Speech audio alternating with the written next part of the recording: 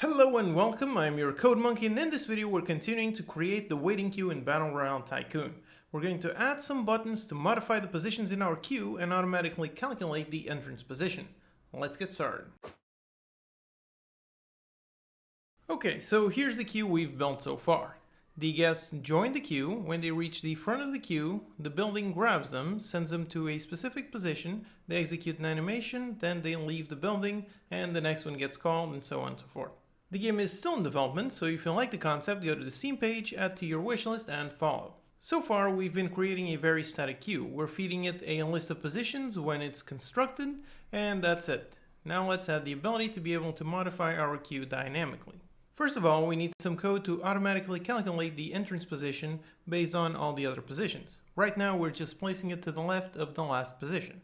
What we want is for the entrance to be following the direction of the last two positions. So if the last two positions are going to the left, then we do want to place it to the left, but if this position was up here, the last two would be going up, and we would want the entrance to be up. In order to be able to test our calculations, let's first go into our game handler and add another position. So, go into my game handler in here, and up here in my waiting queue, I'm going to add another position in here, and it's going to be based on the final position, so .count -1, based on the last position, and I'm simply going to increase it by 0 minus position size. Okay, so I'm adding one position in the end down. Alright, as you can see, I've added this position under our previous last position, but the entrance position is still to the left of this one. In this case, we want the entrance position to follow this direction, so we place it down here. So in the waiting queue in here, let's remove this code and calculate the direction between the last two positions. So going to the position list of position list.count -1, so this is the last position on the list, and calculate the difference to this one from this one. So that's the direction. We're not going to normalize this vector since we want to keep the actual distance between the positions. And we're going to set our entrance position to the final position plus this direction. Alright, let's test, and our entrance position should now be under. Alright, there you go. This is the position, the last position, and the entrance position follows that direction. Okay, great. Now you might be able to see that we have an issue in our code here. And that is, what if the position list only has one position?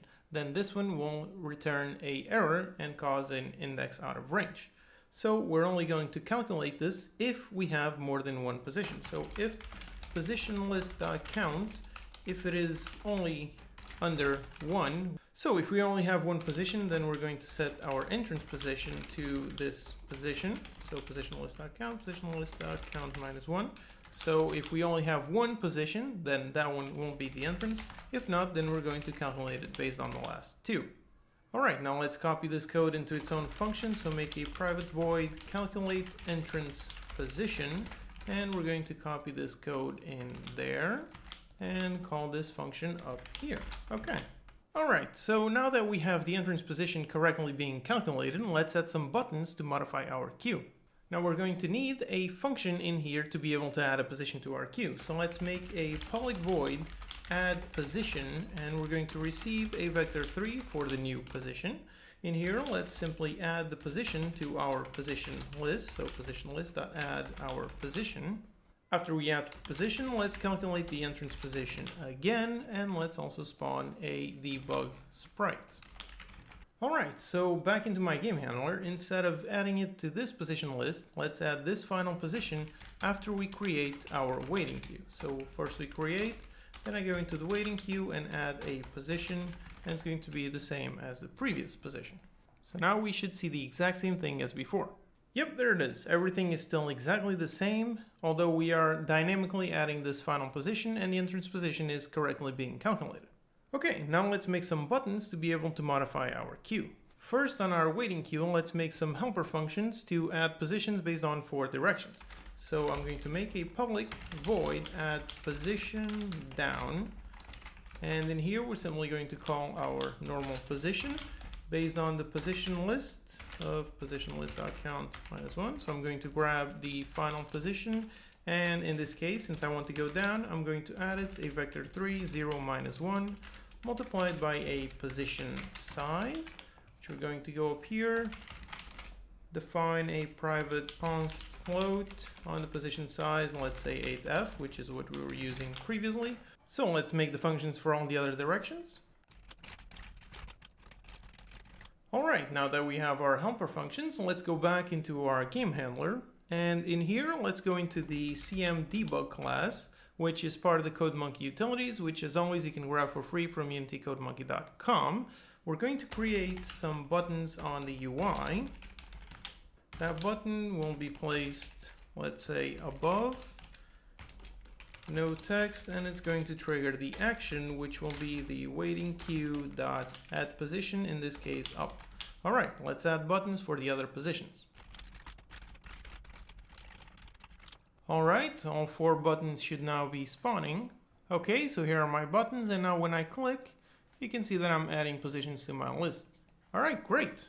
So now that we can successfully add positions, let's add the ability to remove them. So back into the waiting queue, let's make a public void remove position. This function takes no argument since the position we're going to remove is always going to be the very last one. Now before we remove the last position, we need to make sure that there's no one there. So if the guest list.count, if it is under the position list.count, then that means that the queue is not completely filled up. So we can remove the final position. So in here, we're simply going to go into the position list and remove the position at count -1. So we're going to remove the very final position. And after we do, obviously, we need to calculate our entrance position again. So on our game handler, let's add a button to call our function. So copy paste this button and put it somewhere on the right. And instead of adding a position, in this case, we're going to remove a position.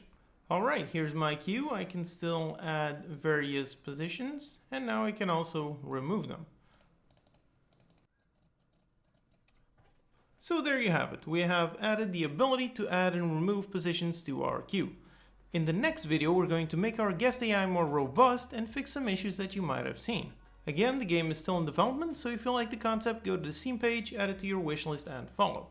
As always, you can download the project files and utilities from unitycodemonkey.com. If you have any questions, post them in the comments and I'll do my best to answer them. Subscribe for more videos, and I'll see you next time.